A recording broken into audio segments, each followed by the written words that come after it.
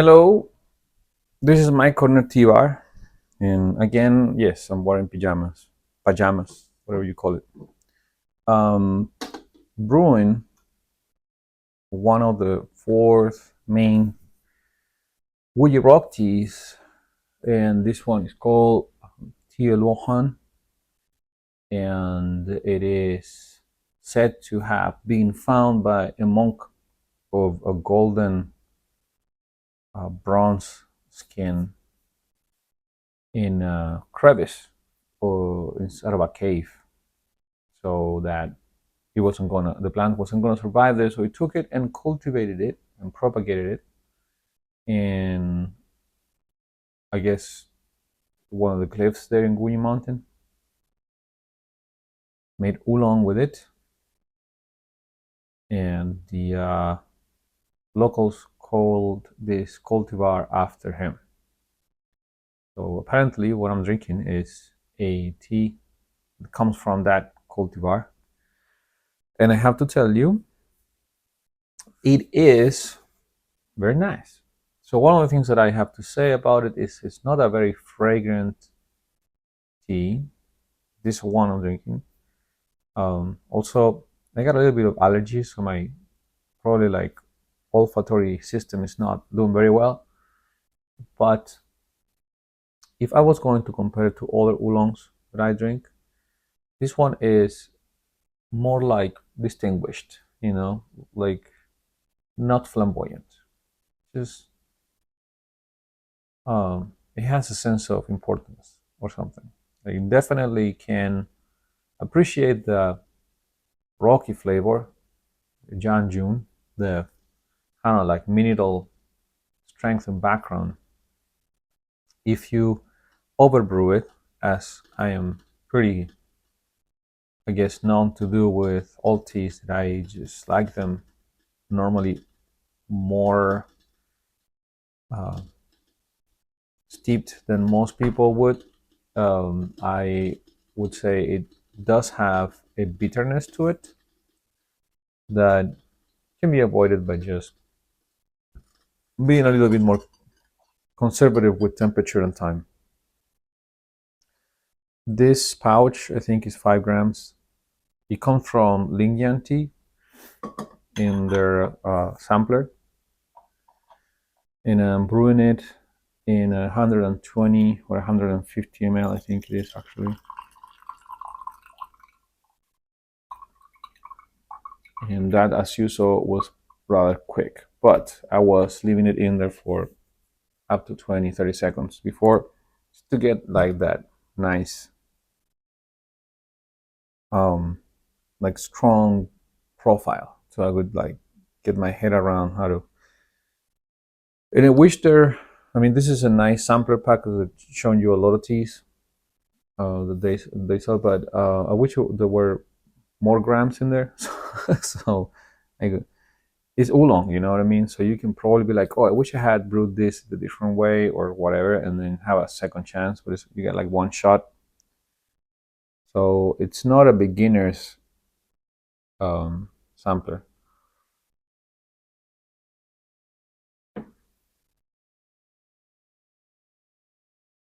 In general, is more mellower, but it feels stronger, mellower in the floral, sweet type, stuff. This one, I know that Tie Luo Han um,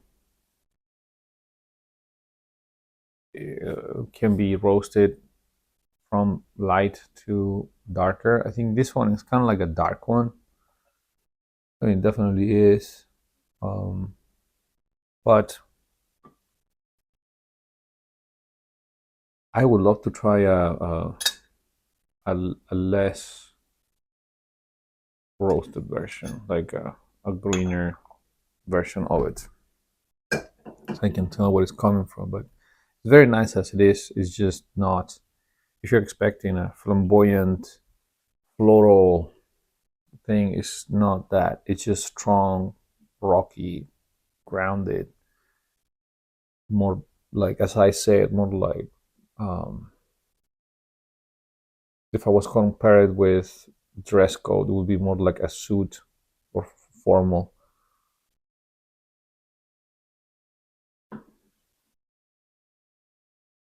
It's definitely gonna have a lot of endurance. At least this tea from Lingyan. I am probably like on the fourth one, and as I said, I did brew it pretty strong a couple of times just to get it like with the punch. But I have to warn you, you gotta eat. And I can't wait till I go eat something because it does have that gut punch. If even for a seasoned tea drinker like me, right? I mean, I'm not a seasoned tea drinker. Instead of in the terms of being an expert on anything, but just the fact that I drink a lot of tea, and I drink a lot of tea very dark. So not because it's dark tea, just because we brew it strong.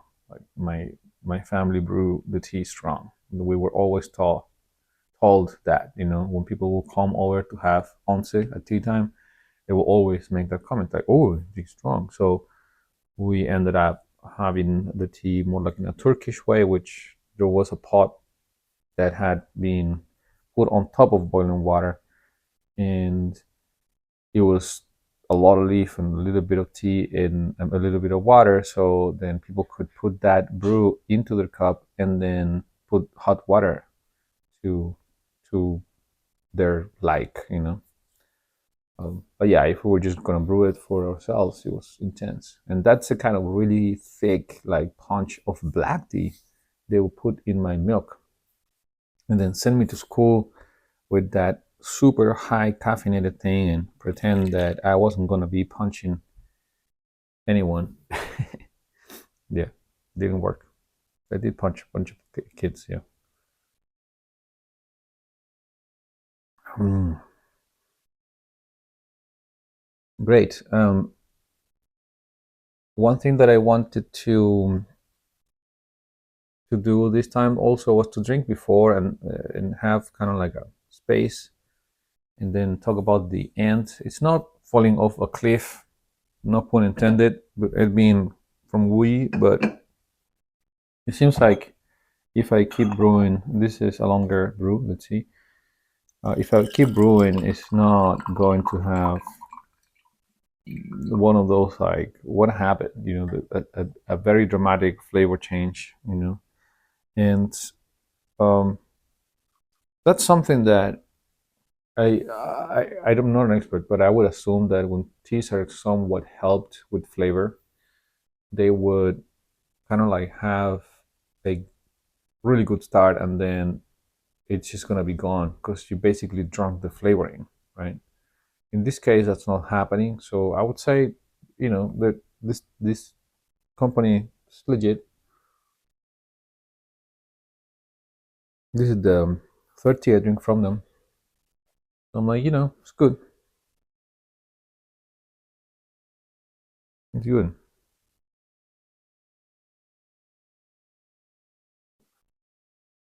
Usually, Wuyi tea can be a little bit more inaccessible in terms of like where you buy it and what the selections are, and price and whatnot.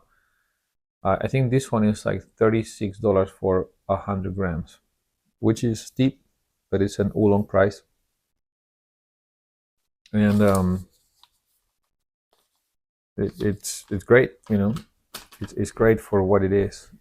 Completely forgot to mention mention the taste. Well, in general, it is a kind of a woody, very mineral, toasty, slightly floral um, type of. This one is like more roasted, so you can expect that like from a roasted oolong, but it is not a very sweet tea, which I like. So I will say that's all I have to share about it, and I hope that you have a good rest of your day.